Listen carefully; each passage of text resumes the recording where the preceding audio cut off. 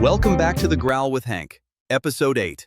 I am Hank Brewski, and if you woke up this Monday wondering why your Spirit Airlines flight to see your aunt in Fort Lauderdale just disappeared, I have answers. Spirit Airlines is dead. They shut down at 3 a.m. Saturday morning. 17,000 jobs gone, 9,000 flights canceled, about 1.8 million seats erased from the schedule. The first major U.S. airline to go under in 25 years. And it happened because a war on the other side of the world made jet fuel too expensive to keep them in the air. Meanwhile, the Department of Homeland Security shutdown finally ended last Thursday. 76 days. The longest shutdown of any federal agency in American history. The president sent a letter to Congress saying the Iran war is, quote, terminated, even as he is reviewing new military options to relaunch it. And today, May 4th, the U.S. Navy launched Project Freedom. American warships are now physically escorting neutral cargo ships through the Strait of Hormuz. Oh, and we just pulled 5,000 troops out of Germany. So yeah, there is a lot to cover. And most of it touches your wallet. Coffee up, let us go. Time for the Bears Brew. 4 big stories, let us go. Saturday, May 2nd, 3 a.m. Eastern Time. Spirit Airlines died. The yellow planes you have been making jokes about for 20 years are no longer flying. Anywhere. Forever. The numbers. 17,000 jobs lost, both direct employees and contractors. 9,000 flights canceled in May alone. 1.8 million seats erased from the schedule. About 60,000 passengers per day affected for the next month. This is the first major U.S. airline to liquidate in 25 years. Nothing this big has happened to American flying since Eastern Airlines folded in 1991. What killed them? The Iran war. Spirit's bankruptcy plan assumed jet fuel would cost $2.24 a gallon this year. By the end of April, it was $4.51. They had budgeted for $2 and were paying $4.50. Nobody in the airline business can survive that math, especially a company that was already in its second bankruptcy in less than 2 years. Trump tried to save them. $500 million bailout. The deal would have given the federal government a 90% stake in the company. Bondholders rejected it. They did not want the government cutting in line ahead of them in bankruptcy court. So the deal died, and so did Spirit. Now, here is what you actually need to know if you had a Spirit ticket. Pay attention, because this is real money. JetBlue is offering $99 one-way rescue fares before taxes. You need proof of your canceled Spirit itinerary. Travel must happen by May 6th. Call 1-800-JetBlue. Frontier is offering up to 50% off base fares network-wide. Use promo code SAVENOW. Book by May 10th. Travel through November 19th. United, Delta, American, Southwest, Allegiant all have capped fares on overlapping Spirit routes. The DOT brokered the agreement. Check your airline app or call them directly. If you paid Spirit with a credit card, dispute the charge. If you used vouchers or points, you are probably out of luck. Spirit said the bankruptcy court will figure that out, which is bureaucrat speak for, quote, do not hold your breath. We are going deeper on what Spirit's collapse means for working-class travel in Pause and Effect. Stick around. Story number 2, and this is one I have been growling about since episode 2. On Thursday, April 30th, the House of Representatives finally passed the bill to fund the Department of Homeland Security. Trump signed it that night, and the longest shutdown of any federal agency in American history is over. 76 days. To put that in perspective, that is over 2.5 months of TSA officers showing up to work without paychecks. 2.5 months of FEMA running on emergency funds. 2.5 months of the Coast Guard wondering if they would get paid. Here is what gets me. The Senate passed this exact bill in late March. Unanimously. 100-0. Then Speaker Mike Johnson sat on it for over a month. He called it, quote, a joke. He called it a, quote, crap sandwich. Then last Thursday, with funds about to run out and TSA agents about to miss yet another paycheck, he caved. The House passed it by voice vote. They did not even record individual yes or no votes. They just shouted approval and went home. If this bill could pass by voice vote on April 30th, why did Mike Johnson keep it locked up since March 25th? That is 36 days of unnecessary suffering for federal workers, 36 days of long airport lines, 36 days of the Coast Guard scraping for fuel. The bill funds TSA, FEMA, Coast Guard, Secret Service through September. It does not fund ICE or Border Patrol, but those have separate money from last year's budget bill, so they have been operating fine the whole time. That is what the fight was actually about. Democrats refused to fund ICE after 2 U.S. citizens were killed by federal agents in a Minneapolis raid in January. Republicans refused to fund DHS without ICE. And here is something you might have missed.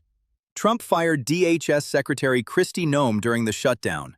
She is gone. Replaced by former Senator Markwayne Mullin from Oklahoma. That is a major personnel change at one of the most important agencies in the federal government, and it barely got covered. Bottom line, the shutdown is over.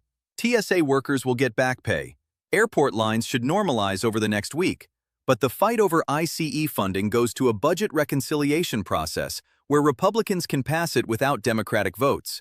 So that fight is not over, it just moved venues. Story number 3.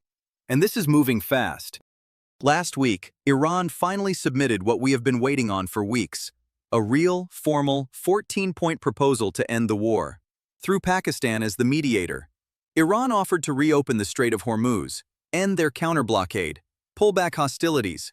In exchange, they want the U.S. blockade lifted, frozen assets released, sanctions ended, and reparations paid. And they want to defer the nuclear talks to a later phase. Trump rejected it on Saturday. He said on Truth Social, quote, "I cannot imagine that it would be acceptable, in that they have not yet paid a big enough price for what they have done to humanity and the world over the last 47 years. 47 years.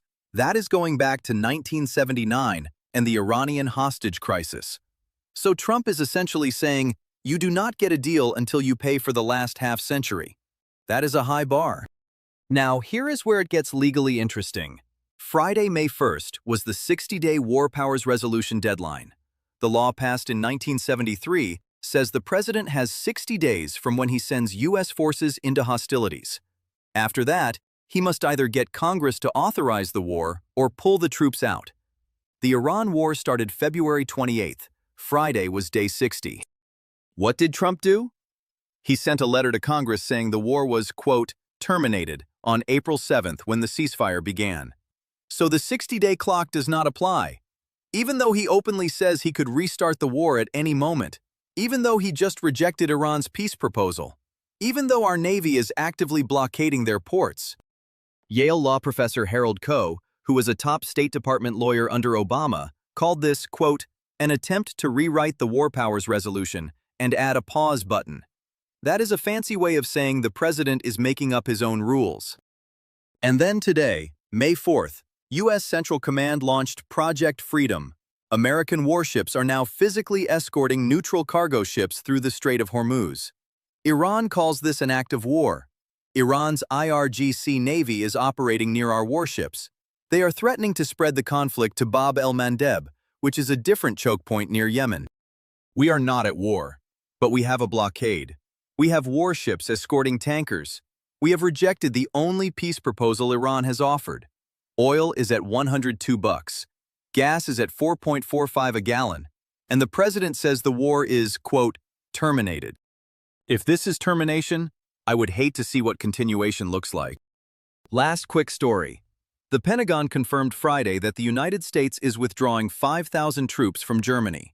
There are about 36,000 American troops there now, so roughly 14% are coming home, or going somewhere else. Why? Trump and German Chancellor Friedrich Merz have been trading insults for weeks over the Iran war. Merz said Trump has no exit plan. Trump said Merz is not Winston Churchill. So Trump is pulling troops as a, quote, message. Germany's response? They are now building up their own military. Germany has not had a serious independent military since World War II. The whole NATO arrangement was built on the idea that America provides the security umbrella, so Germany does not have to. Now Germany is preparing for a future without us. Whether you think we should have 36,000 troops in Germany or zero, this is a major shift in the post-World War II order. NATO is changing, fast, and we are the ones changing it. Pause and effect time. And today I want to talk about what Spirit Airlines collapsing actually means for working-class Americans. Because this is not just an airline going out of business. This is a sign of something bigger.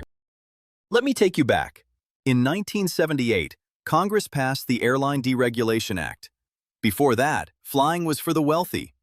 The government set the routes and the fares. A round-trip ticket from New York to LA in 1970, adjusted for inflation, cost about $1,800 in today's money. Most working-class people had never been on an airplane. Deregulation changed everything. New airlines emerged. Competition crushed prices. Suddenly, a kid from Ohio could afford to visit grandma in Florida. A family from Minnesota could fly to Disney World. Flying went from luxury to common. That is one of the great democratization stories in American history. Spirit Airlines was at the bottom of that pyramid. Their entire business model was making flying cheaper than driving. You bring your own snacks, you pay for your bag. You sit in a seat with the legroom of a phone booth. But you got from Dallas to Las Vegas for $89, sometimes less. For someone making $35,000 a year with 2 kids, that is the difference between vacation and no vacation. Spirit was 4% of U.S. flights. That sounds small. But here is what economists are warning. Quote, "Without Spirit flying those routes, everyone will be paying more." End quote. That is from William McGee at the American Economic Liberties Project. Why? Because when you have a cheap competitor in a market, the bigger airlines have to keep their prices in check. When that competitor disappears, the bigger guys raise their fares. They have been waiting for this. Deutsche Bank just published a forecast. They expect U.S. passenger airlines to spend an extra $24 billion on fuel this year because of the Iran war. Yes, the airlines will raise fares to cover some of that. But Deutsche Bank also predicts they will earn $8.5 billion less than expected. So even with higher fares, they cannot fully cover the fuel cost increase. That is a recipe for more bankruptcies. Frontier and JetBlue are next in line if this war drags on. And here is what kills me. The airlines that fail will be the cheap ones, the ones working-class Americans rely on. The big legacy carriers, the ones with first class and business class and lounges, they will survive because they make most of their money on premium customers. People who pay $6,000 for a business class seat to London cover the cost of a lot of jet fuel. What about the rest of us? We are about to feel something that has not happened in 50 years. Flying is going to start feeling like a luxury again. Tickets that used to be $200 will be $350. Cross-country trips that used to be $400 will be $700. Family vacations that used to require 1 paycheck will require 3. And here is the cruel part. The reason why is not domestic policy. It is not even something Americans voted on. It is a war thousands of miles away that has driven jet fuel from $2 to $4.50 in 3 months. Congress did not authorize this war. Spirit did not start this war. The dispatcher and the flight attendant who lost their jobs Saturday morning did not vote on this war. But they are paying for it. What do? 3 things if you can swing it. 1. If you have travel plans for the summer, lock them in this week.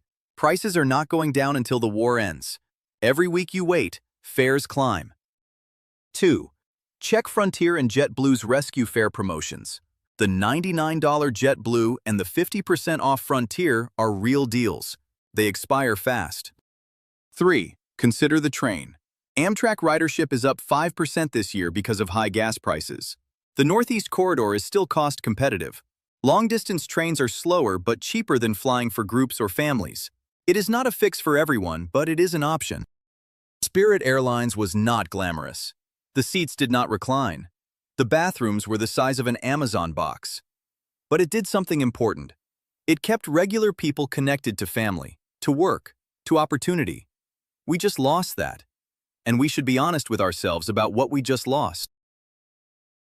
Time for the growl. And this week, I am growling about a piece of paper.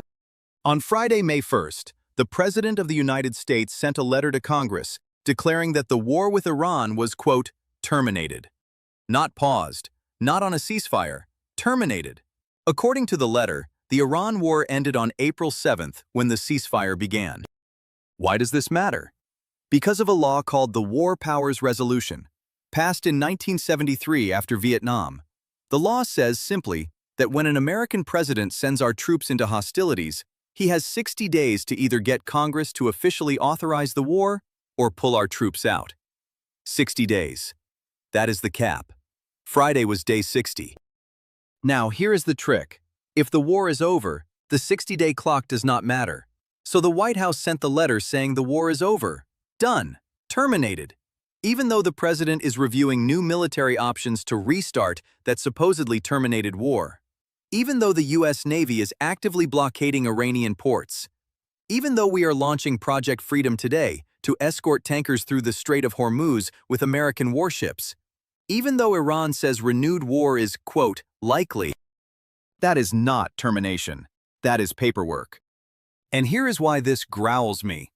Because every president, Republican and Democrat, has been doing some version of this for 50 years.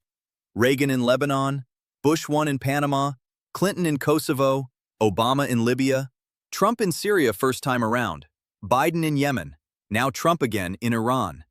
The War Powers Resolution has been treated as a suggestion since the 1980s. Both parties chip away at it. Both parties pretend Congress still has war powers. Both parties know it is a fiction. I am a veteran. I served. I know what it means to put your life on the line under orders. And here's the thing that bothers me most. When you go off to war, you deserve to know your country actually voted to send you there. Your family deserves to know that the people who represent them in Congress had to put their names on the line and say, yes, this fight is worth it. But over the last 50 years, we have built a system where the president alone decides, where Congress does not even pretend to want the responsibility anymore. Both parties use it when they have the White House. Both parties complain about it when they do not.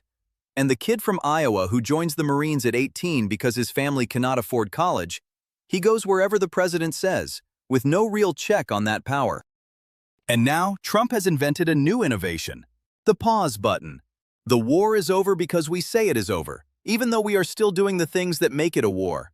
That is a precedent that every future president will use, Democrat or Republican. Every future war that Congress does not approve will be officially, quote, paused on day 59. That is the new playbook now. If you are a Republican listening to this and you are nodding because Trump did it and you support him, fine. Now imagine President Newsom doing the same thing in 2030, or President AOC. The tool you build for your team, the other team gets to use it next. Congress needs to do its job. The War Powers Resolution needs teeth, or it needs to be rewritten. Either give the president clear authority and stop pretending Congress matters, or actually require Congress to vote on every conflict beyond 60 days. Pick one. The current system is a lie that everyone in Washington agrees to tell, and the people paying the price for that lie are the troops, the taxpayers, and the families. Words on paper do not end wars. Bullets do. Treaties do. Diplomacy does. Saying it is over does not make it over. That is my growl. That is episode 8 of the Growl with Hank. Quick recap. Spirit Airlines shut down at 3 a.m. Saturday after their bailout fell through. 17,000 jobs gone. JetBlue and Frontier are running rescue fares right now. The 76-day DHS shutdown finally ended Thursday, the longest in U.S. history. Trump rejected Iran's 14-point peace proposal and declared the war, quote, terminated, even as he reviews new military options. Project Freedom launched today, with U.S. warships escorting cargo ships through the Strait of Hormuz. And we just pulled 5,000 troops out of Germany. If you are stranded by Spirit, share this episode with someone in the same boat. The rescue fare info is in the show notes. JetBlue at 1-800-JetBlue. Frontier promo code SAVE-NOW. And if you have travel plans, lock them in this week. The longer this war drags, the higher fares climb. Subscribe wherever you listen. YouTube, Spotify, Rumble, Apple Podcasts, Amazon Music. Leave a review. Tell a friend. 8 episodes in 8 weeks. We are not going anywhere. I am Hank Brewski. This is The Growl. Stay sharp, stay free, and I will see you next Tuesday.